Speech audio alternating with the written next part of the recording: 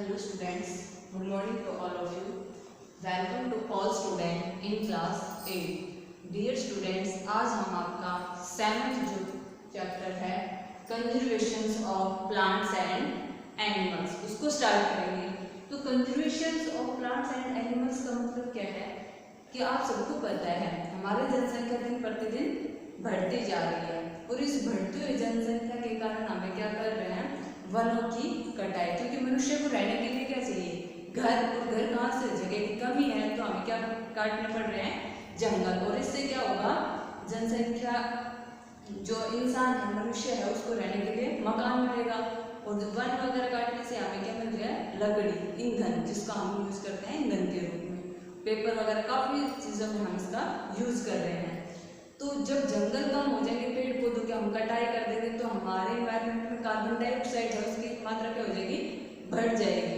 ठीक है, और जब कार्बन डाइऑक्साइड की मात्रा बढ़ जाएगी, ऑक्सीजन की मात्रा पेड़ों से हमें क्या मिलती है, ऑक्सीजन।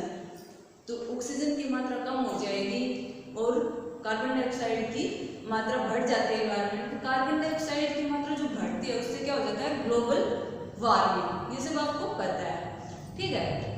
अगर नहीं भी पता है जिस बच्चे को, तो हमने बता दिया।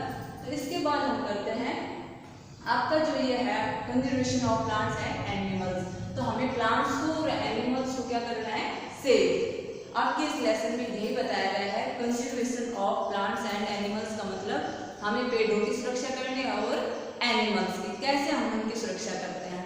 तो हमारी एक टर्म आती है बायोस्फीयर रिजर्व। बायोस्फीयर रिजर्व का मतलब क्या होता है, large protected area of land meant for the conservation of wildlife, biodiversity and traditional lifestyle of the tribal peoples living in the area। तो इसको हम क्या बोलेंगे, बायोस्फीयर रिजर्व। ये क्या होता है, लार्ज प्रोटेक्टेड एरिया होता है जहाँ ऑफ लैंड पे, जिसका मतलब क्या है, conservation of wild life. Wild life का मतलब जो वाइल्ड एनिमल्स हैं या वाइल्ड प्लांट्स, उनको हम सेफ कैसे रख सकते हैं। And traditional lifestyle of the tribal people living in this area. उसके बाद हमारा जो बायोस्फीयर है वो कैसे पार्ट्स में डिवाइड होता है, कंप्लीटली क्या हमारा बायोस्फीयर। इसमें जो सबसे ऊपर जो आउटर मोस्ट जोन है उसको हम बोलते हैं transition zone. Outer most zone of the biosphere is called transition zone. और इसमें क्या प्रेजेंट होता है, cultivation of crops. Cultivation of crops किसमें प्रेजेंट होंगे, ट्रांजिशन जोन के अंदर। तो ट्रांजिशन जो जोन है ये हमारा आउटर मोस्ट जोन है in the biosphere reserve. Second हमारा है बफर जोन। बफर जोन क्या है, middle zone in the biosphere. Biosphere का जो मिडल जोन है वो है बफर जोन, जिसमें क्या होगा, research, environmental, education and tourism. जो बफर जोन है इसमें रिसर्च मिलेगी, environmental, education and tourism. Third जो जोन है हमारा इनर जोन, उसको हम बोलते हैं कोर जोन। कोर जोन को हम क्या बोलेंगे, inner zone of the biosphere is called core zone या inner zone of the biosphere. इसमें only protection of wildlife present होते हैं, ह्यूमन एक्टिविटीज इनके अंदर प्रेजेंट नहीं होती। तो बायोस्फीयर के अंदर हम 3 जोन स्टडी करेंगे, कौन कौन से, ट्रांजिशन जोन जो कि आउटर मोस्ट जोन है ऑफ द बायोस्फीयर, इसमें हम स्टडी करते हैं कल्टीवेशन ऑफ क्रॉप। सेकंड हमारा है बफर जोन, जिसको हम बोलते हैं middle zone of the biosphere. इसमें हम करेंगे research, environmental, education and tourism. Third हमारा है कोर जोन, जो कि इनर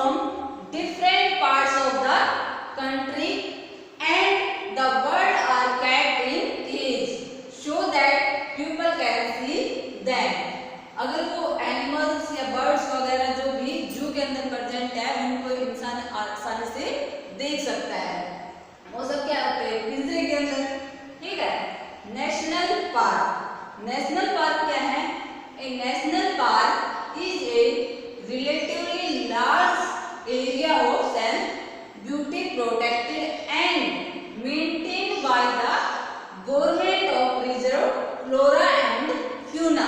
फ्लोरा एंड फ्यूना क्या होते हैं? Plants and animals of particular area. Plants and animals of a particular area is called flora and fauna of that place. इसके बाद हम स्टडी करते हैं जू और वाइल्ड लाइफ सेंचुरी में क्या डिफरेंस है, वाइल्ड लाइफ सेंचुरी और नेशनल पार्क में क्या डिफरेंस है। ठीक है, ये आपकी बुक में दिया हुआ है, differences between wild life sanctuary and national park, wild life sanctuary and जू।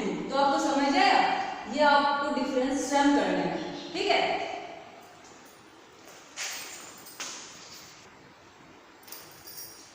तो हम क्या बताते हैं difference between wild life sanctuary and zoo. ऐसे डिफरेंस इसमें wild life sanctuary and national park. तो वाइल्ड लाइफ सेंचुरी क्या थी? Wild animals and birds live in their natural habitats in the forest. Second point इसमें क्या है? It is not open public freely like a zoo. Third point है इसमें wild life sanctuary, तो wild animals and birds are very comfortable in the natural environment. और zoo क्या है? इसमें देखिए wild animals and birds live in artificial setting such as, जैसे कि पिंजरे वगैरह में क्या रहेंगे वाइल्ड एनिमल्स एंड बर्ड्स, वो किसमें रहते हैं? जू के अंदर। सेकंड हमारा है इसमें point, it is open, it is open public freely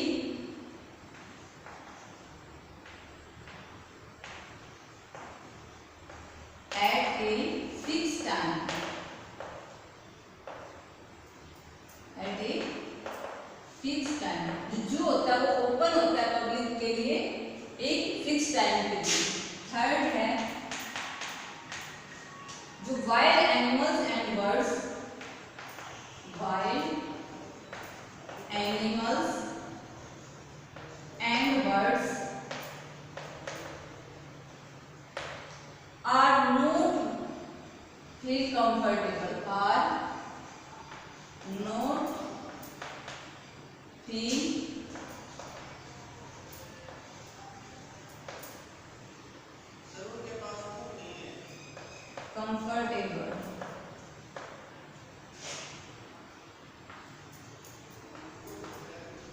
comfortable in the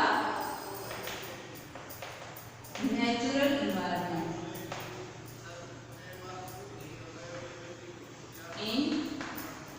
environment। ठीक है, क्योंकि उनको एक पिंजरे के अंदर रखा जाता है। जू में क्या रखा जाता है? वाइल्ड एनिमल्स और बर्ड्स को पिंजरे के अंदर रखा जाता है, तो वो कंफर्टेबल फील नहीं करते। तो ये डिफरेंस है wild life sanctuary and zoo. ऐसे आप डिफरेंस याद करोगे wild life sanctuary and national parks वगैरह में। ठीक है, उसके बाद हमारे आती है एक्सटिंक्ट स्पीशीज। वो क्या होती है? The species which no longer exist anywhere on the earth, उनको हम क्या बोलते हैं? Extinct species. फॉर एग्जांपल जैसे डायनासोर है आपका, ठीक है। एंड एंडजेंडर्ड स्पीशीज क्या होते हैं? The species which are facing the risk of the extinct or endangered species. ठीक है, उसके बाद हमारा नेक्स्ट टॉपिक है red data book. Red data book क्या होती है? It is the book which keep a record, जिसमें हम रिकॉर्ड तैयार करते हैं of all the endangered animals का, प्लांट्स का एंड अदर स्पीशीज। एग्जांपल जैसे हमारा फ्लाइंग स्क्वेरल, ठीक है, तो वो क्या है? रेड डाटा बुक एक रिकॉर्ड तैयार करती है जिसका all the endangered animals, plants and other species। ठीक है, उसके बाद हमारी नेक्स्ट टर्म आती है migration. Migration means the process of a bird moving from one place to another place, एक स्थान से दूसरे स्थान पर, यानी कि माइग्रेट हो गए। ठीक है, तो the process of a bird moving from one place to another according migration. ठीक है, फॉर एग्जाम्पल जो साइबेरियन क्रेन है ये इंडिया में आता है एवरी ईयर। साइबेरियन क्रेन जो माइग्रेटेड बर्ड्स है ये प्रत्येक साल आता है इंडिया में।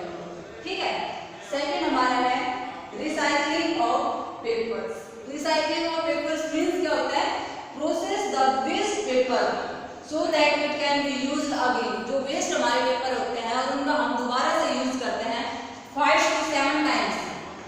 5 to 7 टाइम्स हम इनका यूज कर सकते हैं। और पेपर हमें मिलते कहाँ हैं, फॉरेस्ट से, इसलिए हम सेव फॉरेस्ट या ट्रीज भी कह सकते हैं। इसका यूज करके, रिसाइकलिंग ऑफ पेपर का यूज करके हम पेड़ को या फॉरेस्ट को हम सेव कर सकते हैं, बचा सकते हैं। क्योंकि ये क्या होता है, it means the process waste of paper so that it can be used again. जो वेस्ट पेपर है उनका हम दोबारा से यूज कर सकते हैं। कितनी बार कर सकते हैं उनका यूज, 5 to 7 टाइम्स। नेक्स्ट हमारा है reforestation. Reforestation means the planting of trees. The planting of trees in an area in which forest were destroyed. जहाँ पर फॉरेस्ट क्या हो जाते हैं, डिस्ट्रॉयड हो जाते हैं, उसको हम बोलते हैं रिफोरेस्टेशन। इसकी एडवांटेजेस क्या है, इट इंक्रीज द, यानी कि reforestation increase the rainfall in an area. Reforestation prevents the soil erosion. Third हमारा है reforestation produce a large quantity of raw materials for the industries. आज हमने क्या क्या स्टडीज किया है, बायोस्फीयर रिजर्व्स, उसके टाइप्स कौन कौन से थे, inner zone, outer most zone and middle zone, उनके बारे में हमने स्टडी किया था। उसके बाद हमने स्टडी किया था वाइल्ड लाइफ सेंचुरी क्या होती है, जू क्या होता है, नेशनल पार्क्स क्या होते हैं। ठीक है, और उसके बाद हमने किया है difference between wild life sanctuary and जू। इनमें डिफरेंस क्या है, एक्सटिंक्ट स्पीशीज क्या होती हैं, एंडरजेंडर्ड स्पीशीज क्या होती हैं, रेड डाटा बुक जिसके अंदर हम रिकॉर्ड तैयार करते हैं of endangered animals, plants and other species का। नेक्स्ट हमने डिस्कस किया था माइग्रेशन, जो कि process of birds moving from one place to another place according to the season. उसके बाद हमने डिस्कस किया है recycling of paper. It means जो प्रोसेस होती है the waste paper, as paper waste paper, उनका हम दोबारा से यूज कर सकते हैं 5 to 7 टाइम्स। उसको हमने बोला था रिसाइकलिंग ऑफ पेपर। और लास्ट टॉपिक जो हमारा था रिफोरेस्टेशन एंड इट्स एडवांटेज। तो रिफोरेस्टेशन का मतलब क्या होता है, the planting of trees in an area in which forest were destroyed. इसके एडवांटेज क्या क्या पढ़ी हमने, ये क्या करता है, increase rainfall in that areas, prevent soil erosion and produce a large quantity of raw materials for industries. तो यहीं पर हमारा जो 7th लेसन है वो समाप्त होता है। ठीक है, कोई भी प्रॉब्लम हो we can discuss me. Thank you, have a nice day.